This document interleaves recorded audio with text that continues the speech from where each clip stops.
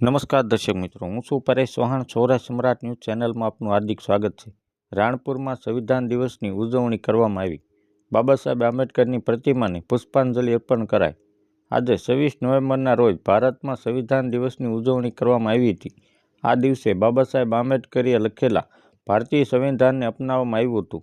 રાણપુર શહેર અને રાણપુર તાલુકા ભાજપ દ્વારા રાણપુર શહેર ખાતે સંવિધાન દિવસની ઉજવણી કરવામાં આવી. આ ઉજવણી અંતર્ગત વિવિધ કાર્યક્રમોનું આયોજન કરાયું, જેમાં બોટાદ જિલ્લા પંચાયત આરોગ્ય સમિતિના ચેરમેન કેશુભાઈ પંચાળા, રાણપુર શહેર ભાજપ પ્રમુખ મનસુખભાઈ મેર, રાણપુર તાલુકા ભાજપ પ્રમુખ હીરાભાઈ માણિયા, રાણપુર તાલુકા મહામંત્રી સંજયભાઈ શેખ, રાણપુર શહેર મહામંત્રી અરુણભાઈ શુકલ, નરેશભાઈ જાંબુકિયા, રાણપુર શહેર ભાજપ ઉપપ્રમુખ જયરામભાઈ સભાડ સહિત ભાજપના આગેવાનો જોડાયા હતા. વર્ષ 2015માં તત્કાલીન વડાપ્રધાન નરેન્દ્રભાઈ મોદી દ્વારા સંવિધાન દિવસની ઉજવણીની શરૂઆત કરવામાં આવી હતી. Bureau report Rohit R Chatapara, Botad.